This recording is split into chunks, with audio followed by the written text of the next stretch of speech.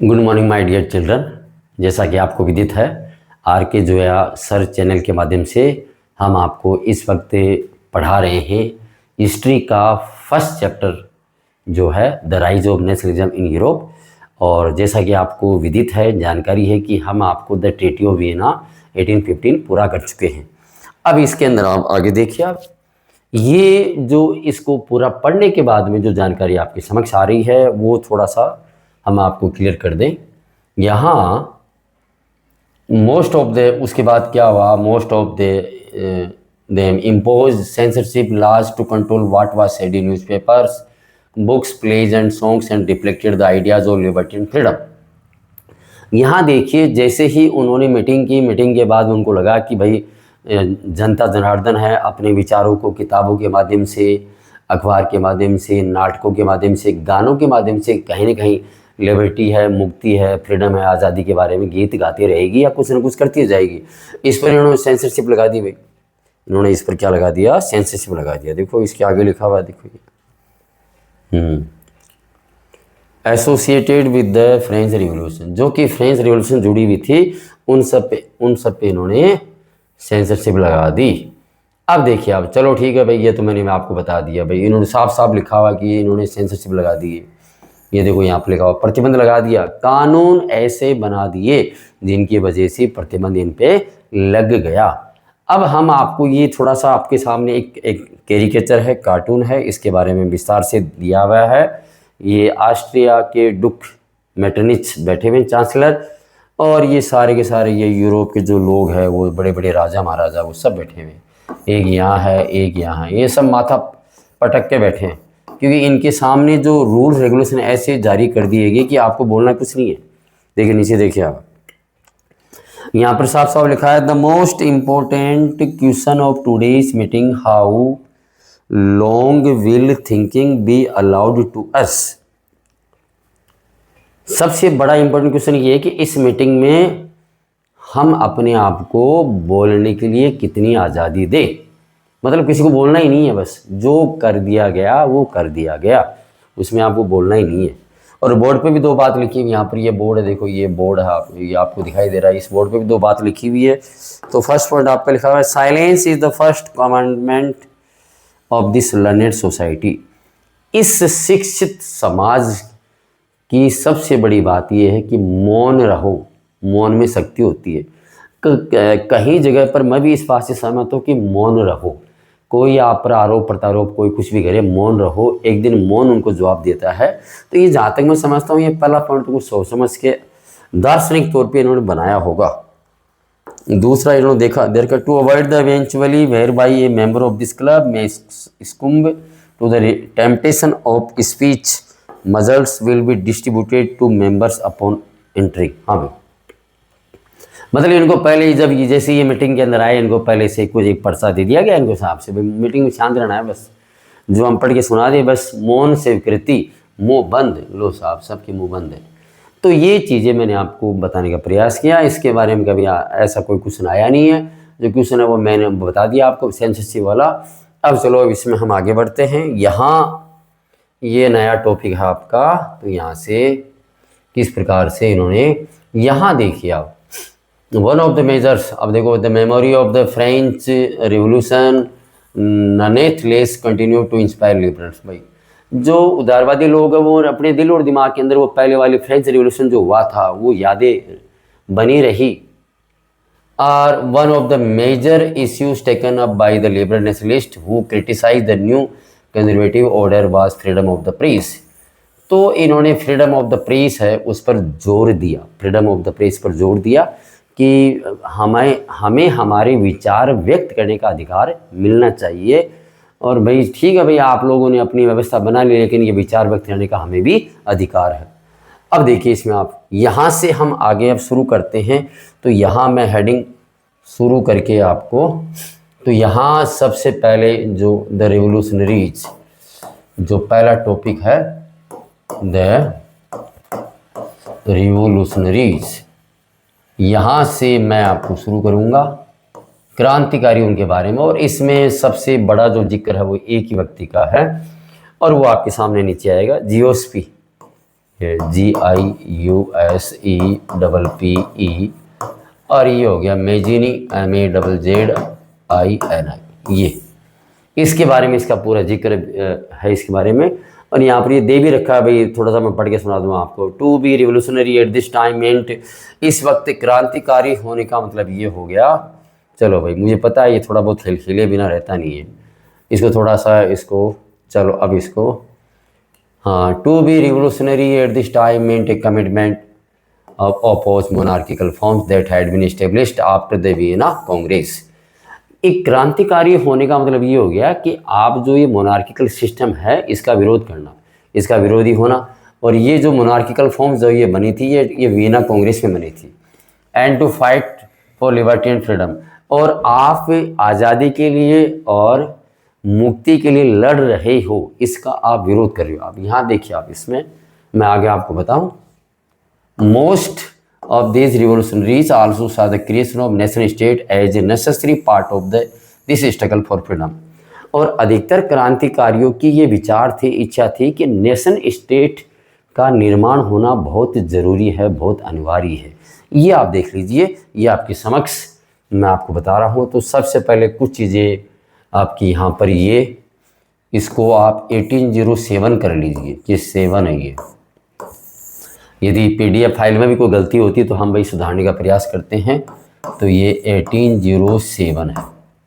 चलो, मैंने आपको बताने का प्रयास किया, कुछ गलतियां हैं तो है, ठीक है। अब यहाँ पर आप इसको देखिए।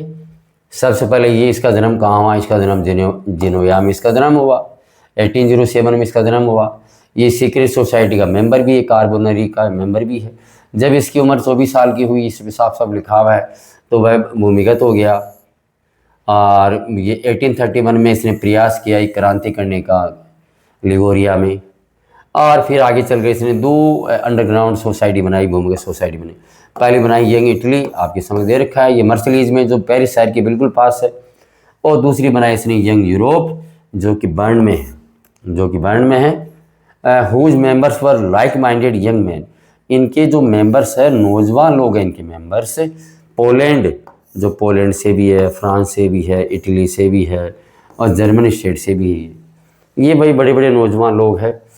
अब देखो, यहाँ तक तो ये सारा मामला क्लियर हो गया। अब आप देखिए कि मेजिनी किस पे विश्वास करता है, ये मुख्य चीज़ है। मेजिनी इस बात पे विश्वास करता था कि भगवान ने इन्हें इच्छा के व्यक्त की है कि नेशन स्टेट होने चाहिए, और ये मानवता के लिए बहुत ज़रूरी है। God had intended nations to be the natural units of mankind, ये मानवता के लिए ज़रूरी भी है। ये यहाँ से लेकर मैं आपको बता दूँ, ये बहुत इंपॉर्टेंट है।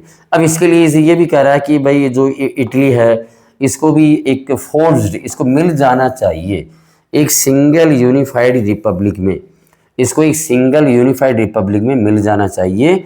और इसको एक साथ एक गठबंधन बना लेना चाहिए, और गठबंधन बना करके एक नेशन का, स्टेट का रूप ले लेना चाहिए। और ये यूनिफिकेशन ऑफ इटली होगा तो ये इससे पूरी इटली को मुक्ति मिलेगी। अब देखिए आप इसमें थोड़ा आगे चलो।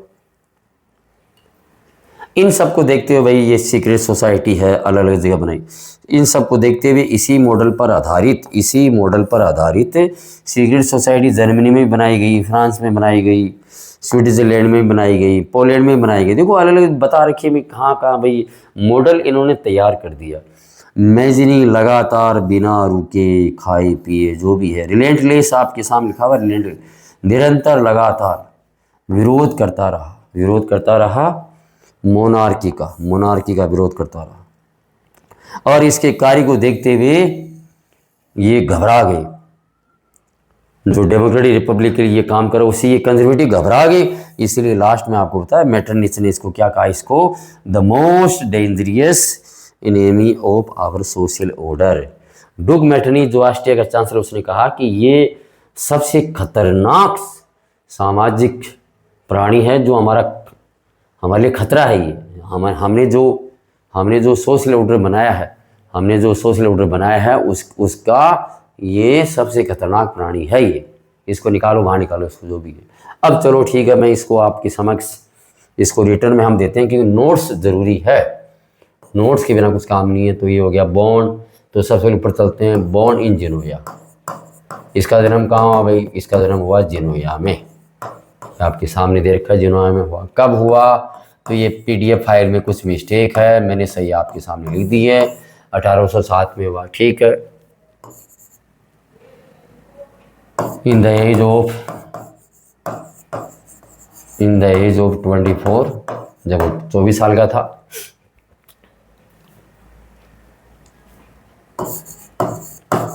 ही वॉज, साफ साफ लिखा हुआ है, he was sent to exile due to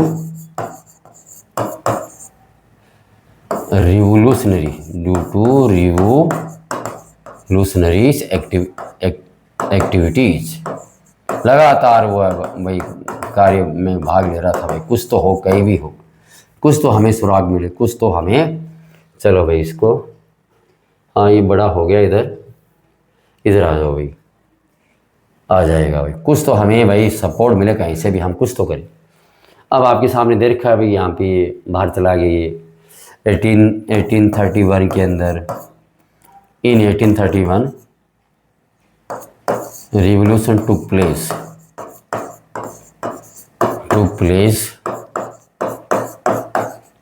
इन लेगोरिया, इन इधर का साफ लेगोरिया में हुआ, ये भूमिगत हो गया है, वो सब चीज़ मैंने आपको बता दी।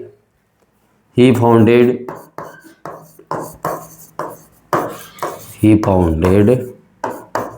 2 सीक्रेट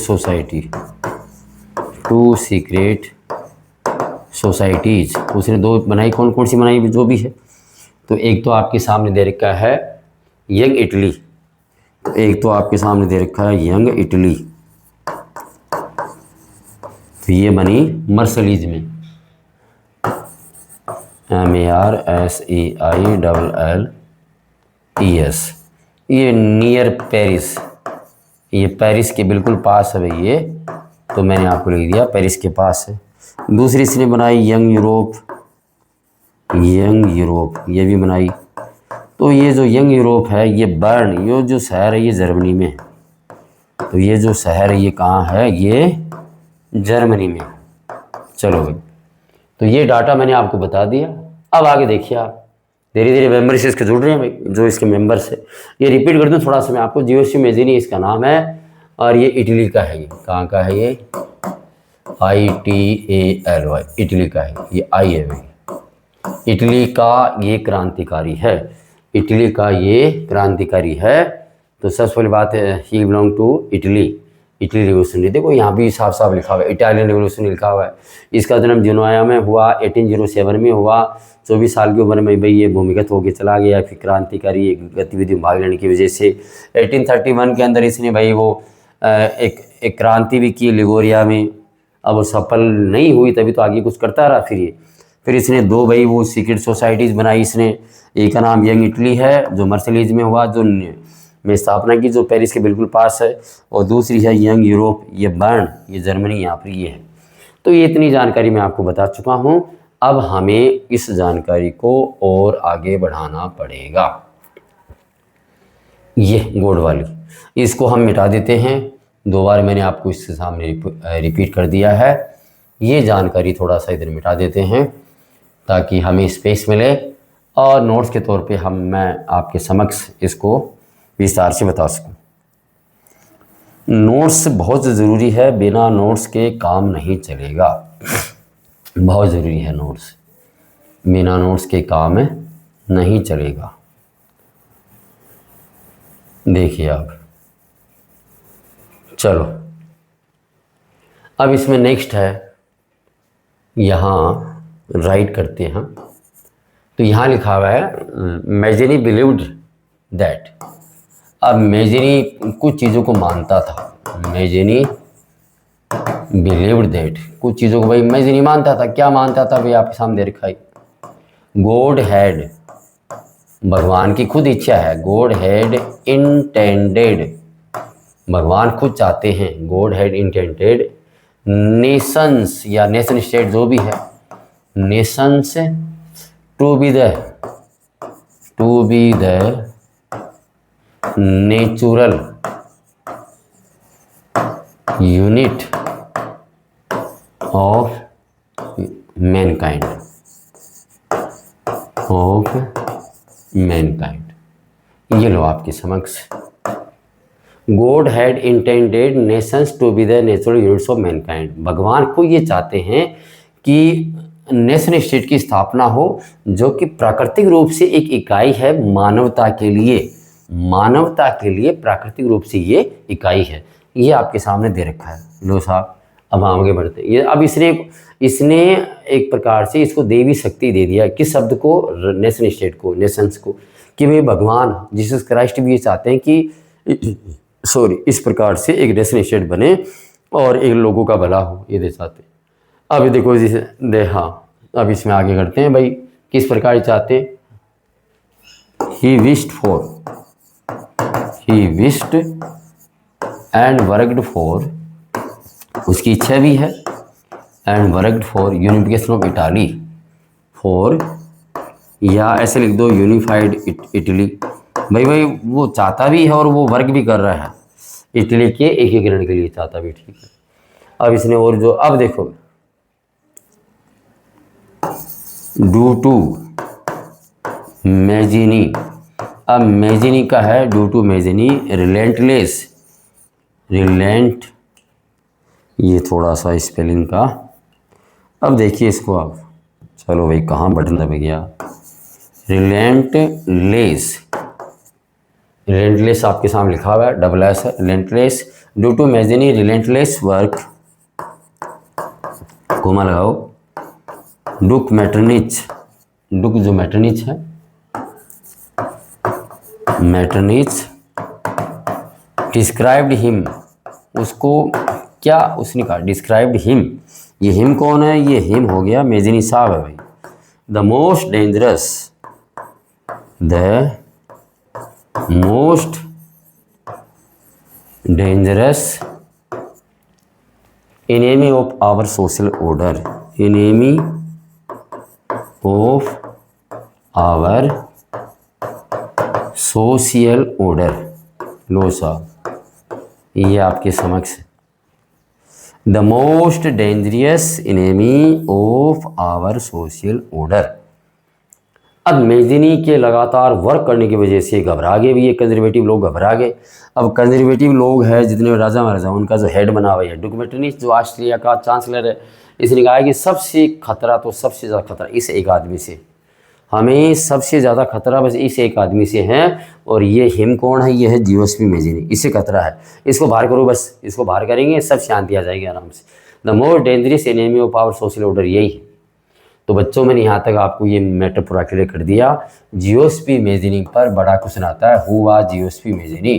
अब इसके बारे में नोट्स के तौर पे आपको बता दिया है। आपसे निवेदन है कि आप और ज़्यादा क्रिएटिव करने का प्रयास करें इसको।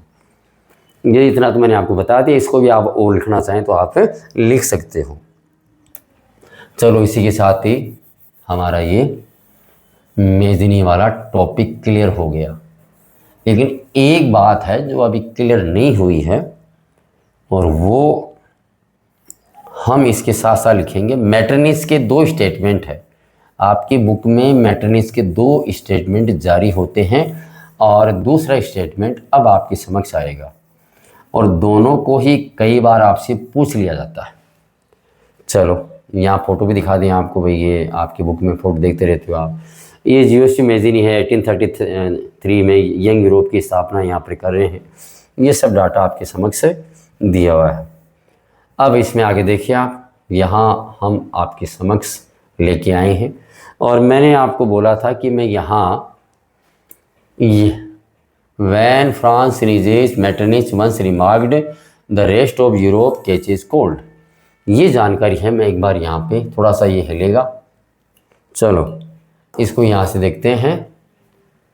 डुक मैटरनिच, मैं थोड़ा बड़े रूप से लिख दूँ ताकि क्या है आपकी कोई दिक्कत ना आए। डुक मैटरनिच, ये लिखा हुआ आपकी बुक में। वंस रिमार्क्ड, एक बार बोला था, एक बार उन्होंने बोला था, किस बात से, चारों तरफ की घटना देखते हुए बोला था। क्या बोला था? वैन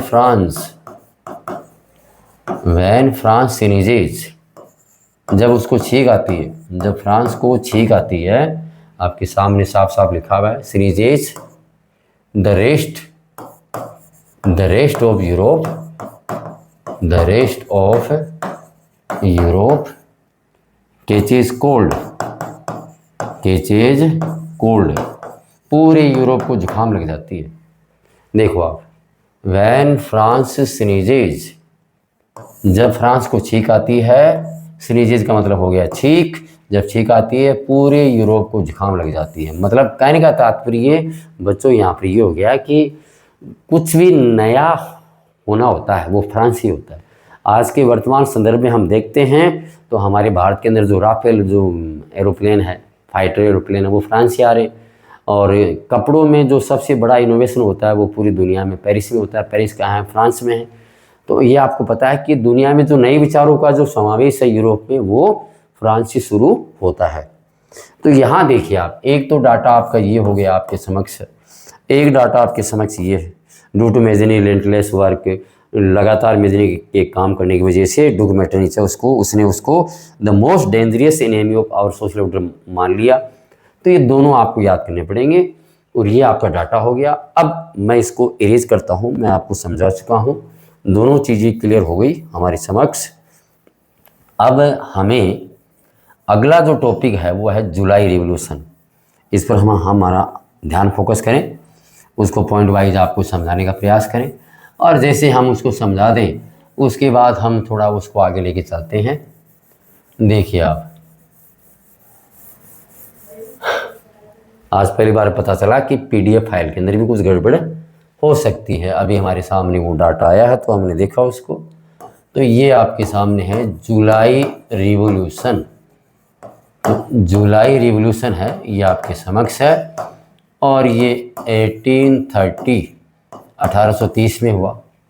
वैसे आपको पता है, थोड़ा सा मैं आपको जान के बता दूं कि फ्रांस के अंदर जितने भी जो काम होते हैं वो जुलाई में ही होते हैं सारे। तो पहले हुआ भाई 14 जुलाई, वो आपको याद है। 1789 पेरिस की सड़कों पर किस प्रकार से लोग आगे थे, बेस्टली किले को ढहा दिया गया था, ये भी आपको ध्यान है जानकारी की। और ये दूसरा है, डेट यहाँ पर दे नहीं लिखी लेकिन बस ठीक है 1830। ये पूरा डाटा जुलाई का, फ्रांस में जो कुछ भी होगा, हलचल होगी, वो जुलाई में ही होगी। अभी अगस्त चल रहा है, देखिए जुलाई।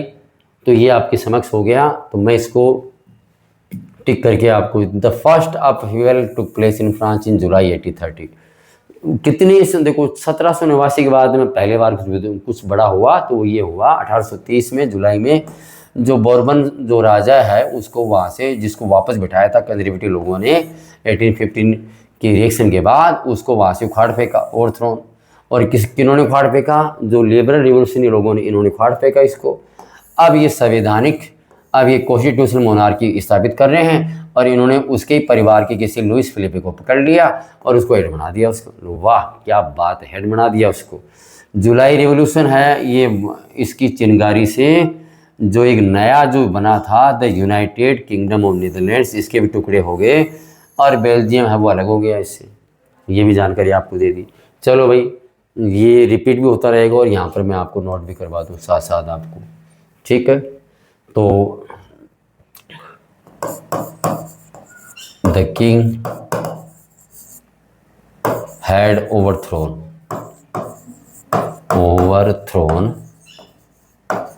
Bye liberal revolutionaries. लो भाई, इन्होंने पकड़ के उसको वहां से भाग जाए यहाँ से। अब पता नहीं मारा नहीं मारा, जो भी है। दे एस्टेब्लिश्ड,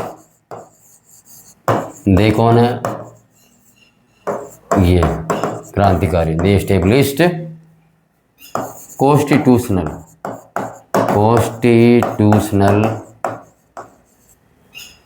कॉन्स्टिट्यूशनल मोनार्की। लो भाई, बना दी। संवैधानिक राजतंत्र, उन्होंने मिलकर संवैधानिक राजतंत्र बना लिया। और Louis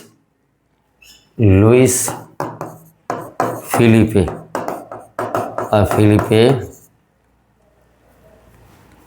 was its new head. अब इसको लुइस फिलिपे है, इसको नया हेड बना दिया इसको। भाई तुम ही हो सब कुछ, राजा नामात्र के नॉमिनल हेड, तो ये क्या बना दिया, ये नॉमिनल हेड बना दिया इसको, नॉमिनल हेड। ये नॉमिनल हेड की परंपरा यहाँ से शुरू हुई है भाई, ये नॉमिनल हेड है भाई, हमारे संविधान में लिखा हुआ है, तो उस प्रकार से आप नॉमिनल हेड हो, तो ये यहाँ से शुरू कर दिया। अब देखिए आप इसको, ये आप इसमें ये जो सीरीजेज वाला है, जो ये मैटरनिटीज का उल्लेख कर सकते हो आप, ये जगह खाली छोड़ रहा हूँ, इसका उल्लेख कर सकते हो आप। दूसरा बेल्जियम, बेल्जियम ब्रोक डाउन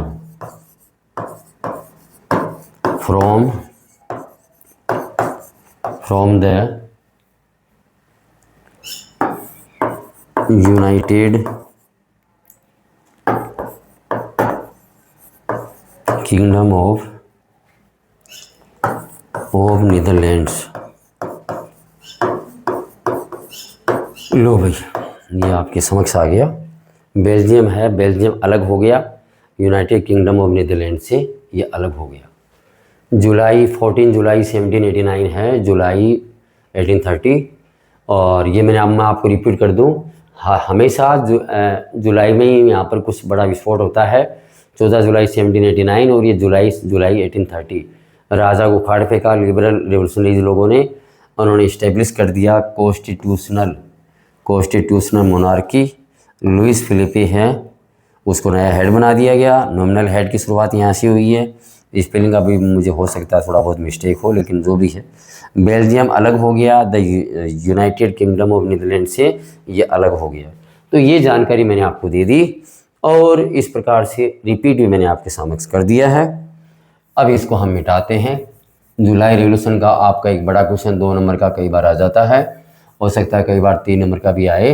अब तो यदि ये 2 नंबर का क्वेश्चन 3 नंबर का आ जाता है, तो और कुछ जो एक्स्ट्रा जानकारी है हमने ऊपर नीचे आपको बताई है, उसको भी आप शामिल करने का प्रयास करें। जब तक आप हाथ से लिखोगे नहीं, तब तक भाई आपका माइंड सेट क्लियर नहीं होगा। इन चीज़ों का आप ध्यान रखें। शुरुआत में मैं जब वीडियो बनाता था, बिल्कुल हंस के, बहुत ज़ोर ज़ोर से प्रकार से, ये बड़े जोश के साथ, वो शुरुआती पल थे। लेकिन अब ये किताबें धीरे धीरे, ये चौथी किताब है जिसकी शुरुआती चैप्टर में बना रहा हूँ, तो बी सीरियस, थोड़ा सीरियस होना भी ज़रूरी है, क्योंकि जब तक सीरियस नहीं होगी तब तक अब हर चीज़ में हंसी मजाक होगा, फिर वो दिमाग में चारों किताबें 4 दिशाओं की तरह 4 दिशाओं में फैल जाएगी। तो वो हमें नहीं करना है, हमें इन टॉपिक को सीरियस लेके आगे बढ़ना है। ये देखिए, पहले मैं हेडिंग आप इसके डाल दूँ मैं, और हेडिंग डालने के बाद में इसको हम यहाँ से लेंगे, the Greek war of independence. ये आज की तारीख में हमारा लास्ट टॉपिक है, द ग्रीक वार। इसको बिठा के थोड़ा और सही करते हैं इसको। मेरी राइटिंग बच्चों की तरह है। बहुत से लोग कहते हैं आपकी राइटिंग बहुत ख़राब है, लेकिन मैं ये कहता हूँ, देख, मेरी राइटिंग बच्चों की तरह है, क्योंकि मेरे अंदर बचपना खूब कूट कूट के भरा हुआ है। मैं चाह रहा हूँ बचपना निकल जाए, मैं बड़ा हो जाऊँ। The Greek war of independence, जो यूनान का जो आज़ादी का है, जो ये पूरा डाटा आपके समक्ष है। अब सबसे पहला देखो, आप पहली जानकारी आपके समक्ष है, Greece had been part of the Ottoman Empire since the 15th century. पहला पॉइंट आपका है। आप जैसे इसके आंसर लिखें तो पहला पॉइंट आपको ये लिखें, और दूसरा पॉइंट आपका ये है कि जैसे रिवोल्यूशनरी क्रांतिकारी गतिविधियां बढ़ी, उसकी वजह से इसमें यहाँ पर ग्रीक में लड़ाई शुरू हो गई 1821 में। ये दूसरा पॉइंट हो गया। लो साहब, ये दूसरा पॉइंट है भाई, लड़ाई शुरू हो गई। जो राष्ट्रवादी थे, ग्रीक के बाहर के लोग थे, जो अलग अमेरिका में या यूरोप में कहीं रह रहे थे, उन्होंने धीरे धीरे, यहाँ वेस्ट यूरोपियन में रह रहे थे, इन्होंने धीरे धीरे यहाँ पर रहने वाले जो लोग थे, अंदर रहने वाले लोग थे, उनका सपोर्ट करना शुरू कर दिया। और जो वेस्ट यूरोपियन के लोग हैं, वो ग्रीक कल्चर को बहुत महत्व देते हैं। यहाँ की पोइट है, ये आपका 2 नंबर हो गया, और ये आपका ये यहाँ से ये 3 नंबर हो गया, और ये 4 नंबर हो गया। अब ये 5 नंबर, एक एक चीज़ हम लेंगे। जो पोइट्स है, आर्टिस्ट है, वो बड़े ज़ोर ज़ोर से कह रहे हैं कि ग्रीस है, यूनान है, वो यूरोपियन सभ्यता का पालना है, झूला है। और लोगों को सपोर्ट करने के लिए वो बार बार बोलने लगे, भाई इस मुस्लिम एम्पायर, ओटोमन एम्पायर आपको पता है, मुस्लिम एम्पायर, उसके खिलाफत में ये वो लोग बोलने लगे। एक इंग्लिश कवि लॉर्ड बायरन, तो नंबर 5 के बाद में ये हो गया नंबर 6। मोबिलाइज, ये नंबर 6 हो गया और ये नंबर 7 हो गया। इंग्लिश पोइट है लॉर्ड बायरन, वह तो उसने तो चंदा भी इकट्ठा किया और इसके अलावा इस लड़ाई के अंदर वो शामिल भी हुआ और फिर ये इसमें वो लास्ट में वो मर भी गया, बुखार से मर गया वो लास्ट में वो बुखार से मर गया। He died of fever in 1824, मर गया। अब ये लास्ट पॉइंट आपका 8वां पॉइंट है, the treaty of Constantinople of 1832 recognise Greece as an independent nation. जो 1832 की जो संधि हुई कुस्तुंतनिया वाली, मैं इधर आपको बता दूं, उसके तहत इसको आज़ाद घोषित कर दिया गया। अब हम यहाँ से लेते हैं, सारे के सारे 8 पॉइंट हैं, 8 पॉइंट हम यहाँ पर आपको शुरुआत करते हैं। तो ये नंबर 1 पॉइंट आपका, तो पहले दे रखा है द ग्रीस, एक एक बारी बारी चलेंगे। The Greece had been part of the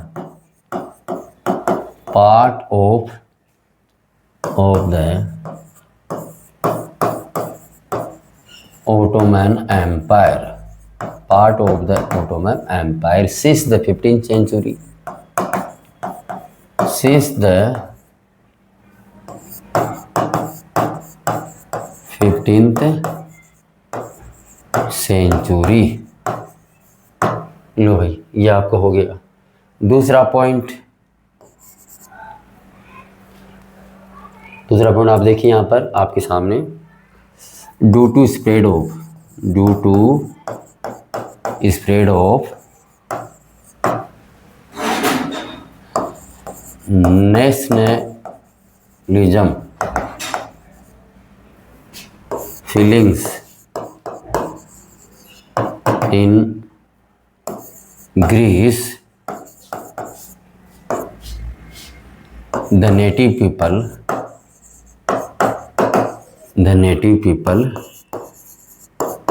began revolution in 1821। लो भाई, ये मैंने आपको लिखा दिया। आपको क्या हुआ, राष्ट्रवाद की भावना यूनान में बढ़ जाने की वजह से यहाँ के जो मूल जो लोग हैं, नेटिव पीपल है, इन्होंने 1821 में भाई संघर्ष शुरू कर दिया। अब देखिए आप इसमें अगले वाला पॉइंट जो आपका है वो है, हाँ,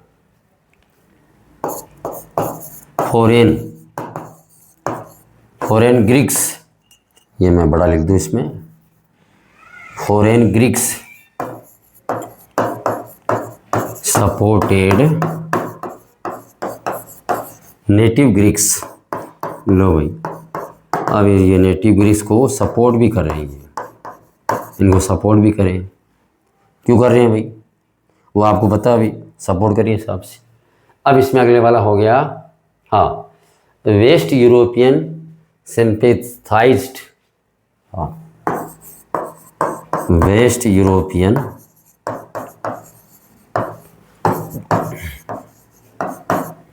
ये आपको दे रखा है, सिंपैथाइज्ड फॉर एंशिएंट ग्रीक कल्चर। इसका मतलब बच्चों ये हो गया कि जो पश्चिमी यूरोप के लोग हैं वो ये मानते हैं कि भाई ये जो ग्रीक कल्चर है, प्राचीन ग्रीक कल्चर है, ये हमारे लिए एक मार्गदर्शक के तौर पे है, तो हमें इसको बचाना बहुत ज़रूरी है, सपोर्ट करना शुरू कर दिया। नेक्स्ट पॉइंट आपका बड़ा इंपॉर्टेंट है, poets and artist lauded Greece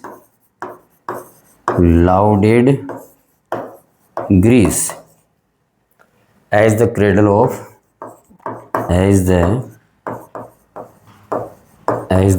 of European civilisation. हो सकता है थोड़ा छोटा लिखा जा रहा है, लेकिन आपके लिए ज़रूरी है ये।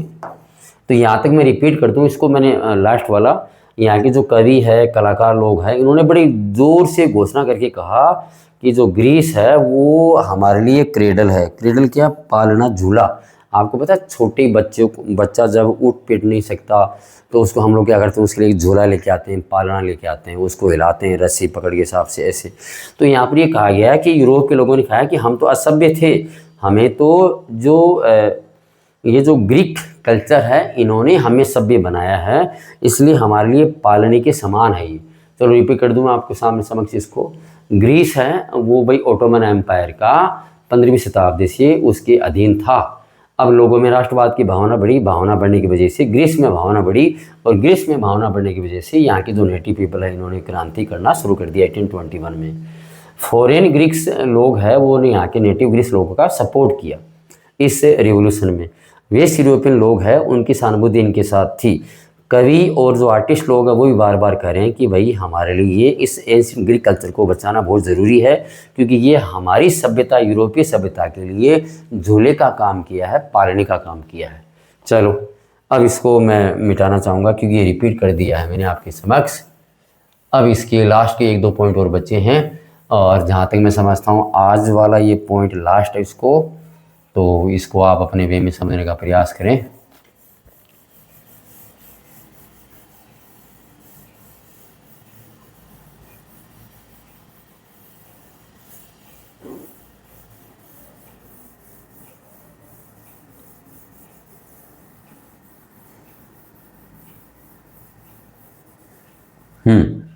अब देखिए आप इसमें देखिए आप हिसाब से, तो ये हमने एरो बना दिया इसमें। तो यहाँ हो गया यूरोपियन पीपल मोबिलाइज्ड, आपकी बुक में लिखा हुआ है मोबिलाइज आपके सामने देखा हिसाब से। Public opinion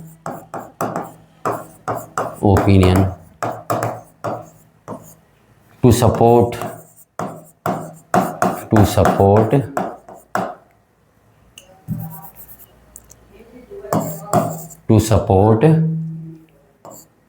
the revolution. ये जो क्रांति हो रही है इसको सपोर्ट करने के लिए इन्होंने जनमत बनाना शुरू कर दिया। ठीक है, क्यों बनाना शुरू कर दिया वो आपके सामने है भाई, मुस्लिम एम्पायर है ये।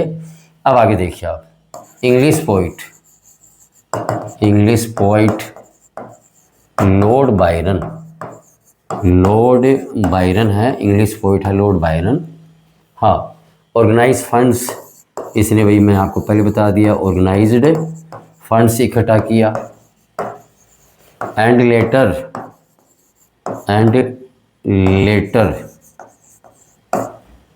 आपकी बुक में लिखा हुआ है, and later he joined the war also, उसने लड़ाई को भी ज्वाइन किया।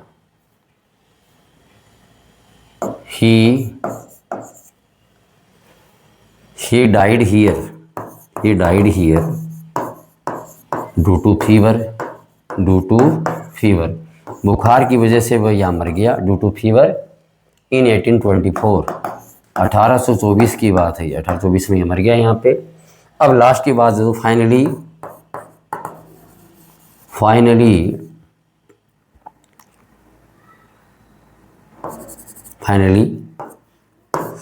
The Greece got its independence, अंत में ग्रीस को आज़ादी मिली through the treaty of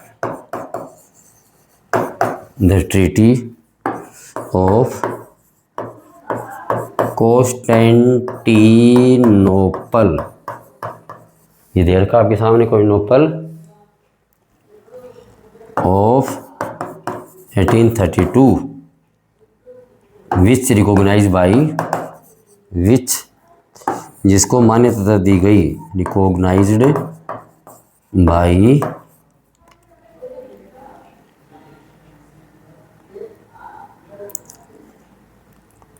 Ottoman empire. लो भाई, उन्होंने कह दिया बस ठीक है, आज़ाद कर दिया हमने इसको, बस ठीक है। अब इसको समझने का प्रयास करें। यूरोपियन लोगों ने भी मोबिलाइज़ किया, अरे भाई इनका सपोर्ट करो, इनका सपोर्ट नहीं करोगे तो फिर आगे जाके कौन सी चीज़ के अंदर आप इनको चाहोगे, पसंद करोगे आप, ठीक है। क्रांति है, क्रांति को सपोर्ट किया।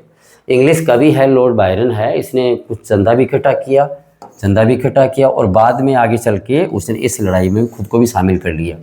वहाँ भाई वह मर गया, किसकी वजह से, बुखार की वजह से 1824 में। ये जो डाटा है आंकड़े वाले, ये आपके लिए बहुत इंपॉर्टेंट है।